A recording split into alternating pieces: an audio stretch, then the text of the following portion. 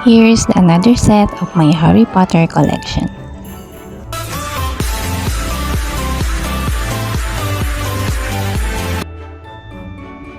I got it from Miniso, and guys, kung wala kayong time para pumunta ng mall, you can use the SM online service. Meron silang 150 off on your first delivery. So, makaka-discount pa kayo.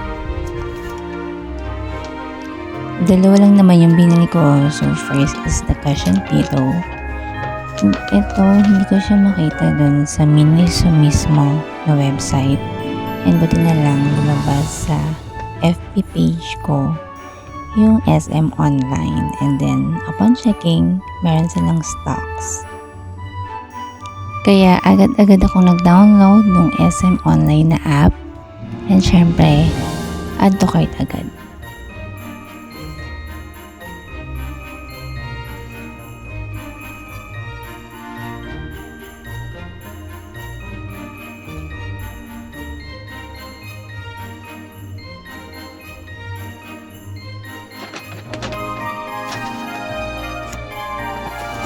Next na in-add to cart ko is yung metal paddle brush, which is yung gold, and meron siyang Hogwarts na logo.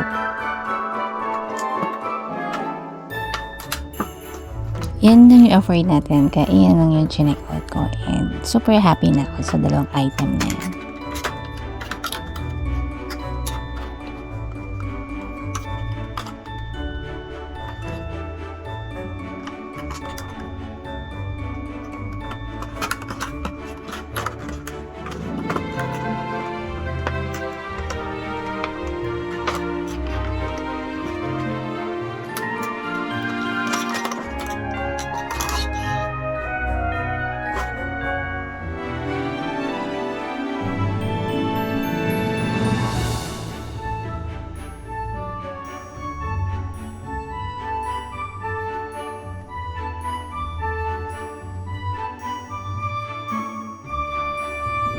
This one is from my friend, galing Dubai.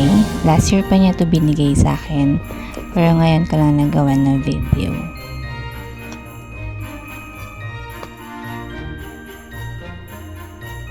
So, meron siyang Hogwarts na logo in gold, and meron ding Harry Potter sa gilid. And inside this clutch bag is a sleep mask, and pwede kong gamitin lalo kapag ganun kong night shift para mas mabilis ako makatulog. Sana. Meron din siyang coin purse, and may kasama na rin siyang keychain.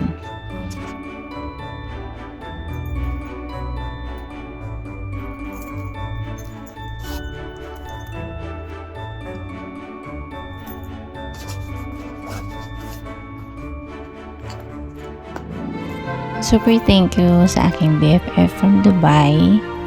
Every time na meron siyang kikitang Harry Potter merchandise, talagang binibilan niya ako. Napaka-sweet.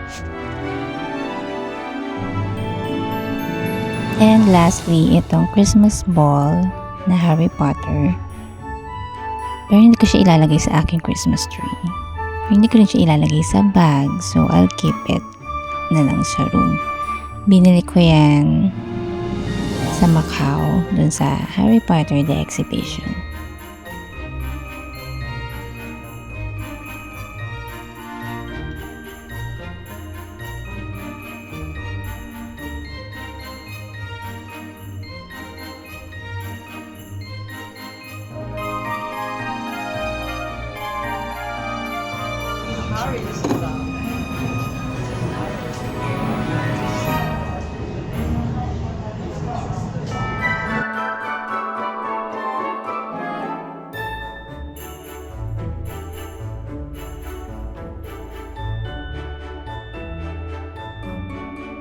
And lastly is itong aking DIY Harry Potter tumbler.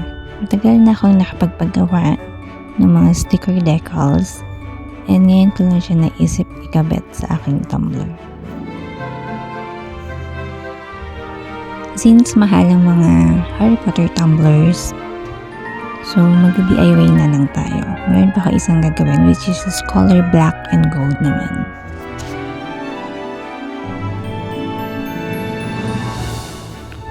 Hindi naman halata, nahirapan akong tanggalin yung sticker.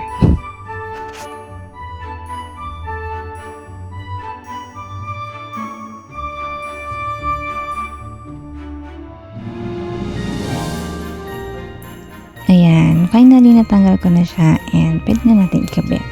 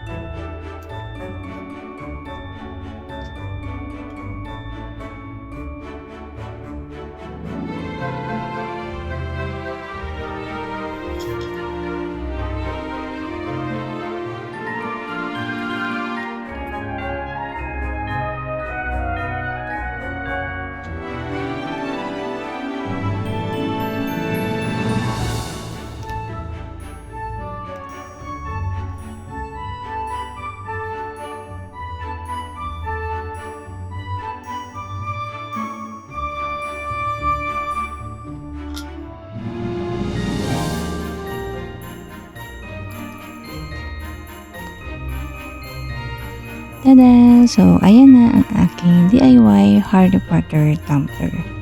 At yan din ang aking dala-dala nung pumunta ako ng Hong Kong and Macau. So, that's it for today. Thank you for watching.